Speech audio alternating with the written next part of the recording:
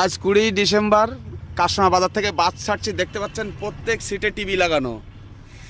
দেখুন পুরো সিলেভার বাস, ওপরে নিচে প্রত্যেক সিটে টিভি লাগানো। পিছনে দেখুন, পিছনে বসেই আছে পুচোদা। আচ্ছা দেখুন সিলেভার, দেখুন প্রত্যেক সিটে টিভি লাগানো আছে, আর ওপরে সিলেভারও আছে। শুয়ে বসে আপনি পর্দা টেনে যা কিছু এর মধ্যে ঘুমাতে পারেন, কেউ ডিস্টার্ব করবে না। পুরো সিটটা দেখুন আর বাসটা দেখুন।